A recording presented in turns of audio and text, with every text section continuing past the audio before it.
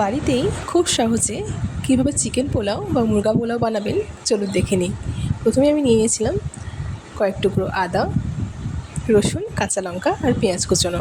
তারপর চিকেনটা ম্যারিনেট করার জন্য চিকেনটাকে ভালো করে পরিষ্কার করে ধুয়ে নিয়ে পরিমাণ মতো লবণ, হলুদ দিয়ে সামান্য একটু ভিনেগার দিয়ে আগে থেকে বেটে রাখা মশলাটা, আদা, রসুন আর কাঁচা লঙ্কা দিয়ে ভালো মতো করে ম্যারিনেট করে রেখে দিয়েছিলাম। এখানে চিকেনের সাথে টক দইটাও ম্যারিনেট করে রাখা যেতে পারে। তারপর এটা রেখে দিয়েছিলাম মোটামুটি আধ ঘন্টা থেকে 1 ঘন্টা, তাতে করে চিকেনের মধ্যে মশলাটা ভালো মতো অ্যাবসর্ব হয়ে যাবে আর চিকেনটাও খুব তাড়াতাড়ি সেদ্ধও হয়ে যায়, খেতেও ভীষণ টেস্টি হয়। এরপর নিয়ে নিয়েছিলাম 300 থেকে 400 গ্রাম গোবিন্দভোগ আতপ চাল।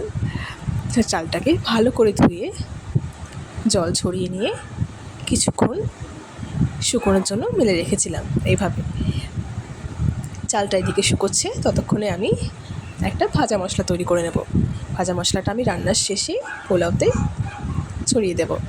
তো ভাজা মশলা তৈরি করার জন্য নিয়েছিলাম কড়াইতে গোটা লবঙ্গ, এলাচ আর দারচিনি, সাথে একটু জিরে, সবগুলোকে ড্রাই রোস্ট করে মিক্সারে একটু গুঁড়ো করে নেব। এদিকে কড়াইতে সর্ষের তেল নিয়ে পেঁয়াজটা বেশ লাল লাল করে ভেজে নেব। এই বেরেস্তাটা আমি পোলাও হয়ে যাওয়ার পর পোলাওতে ছড়িয়ে দেব। তারপর নিয়েছিলাম কড়াইতে আরও কিছুটা তেল, সাথে গরম মশলা আর পেঁয়াজটা।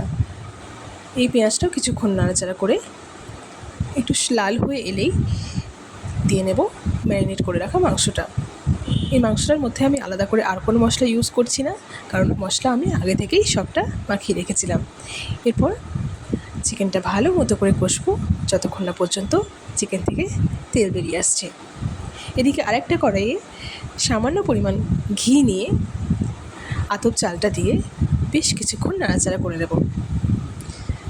চালটা এদিকে ভাজা হয়ে গেলে ওদিকে চিকেনটাও আমি কমপ্লিট করে নেব। চিকেনটা কষানো হয়ে গেলে চিকেনের মধ্যে পরিমাণ মতো জল দিয়ে চিকেনটা ফুটতে দেব। চিকেনটা সেদ্ধ হয়ে গেলে চিকেনের ঝোলটা দিয়েই কিন্তু আমি এই পোলাওটা রেডি করে নেব। এদিকে চিকেনটাও প্রায় কষা হয়ে এসেছে। এরপর আমি চিকেনের মধ্যে দিয়ে নেব কিছুটা পরিমাণ জল।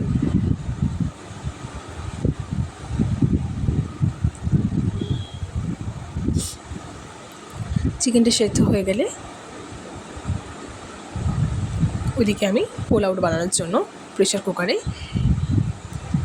সামান্য জল আর চিকেনের ঝোলটা দিয়ে গোবিন্দভোগ চালটা দিয়ে নেব। তারপর একটা সিটি মারলেই রেডি একদম ঝরঝরে চিকেন পোলাও। চিকেন পোলাওটা একটা পাত্রে নিয়ে ওপর থেকে পেঁয়াজের বেরেস্তা আর ভাজা মশলা আর সামান্য পরিমাণ ঘি ছড়িয়ে দিলেই রেডি গরম গরম মুরগা পোলাও। এটা খেতে কিন্তু অসাধারণ সুন্দর হয়। একবার বাড়িতে আপনারা নিশ্চয়ই বানিয়ে দেখতে পারেন আর আমাকে জানাবেন কেমন লাগলো। তো আজকের রেসিপিটা আপনাদের কেমন লাগলো অবশ্যই আমাকে কমেন্ট করে জানাবেন।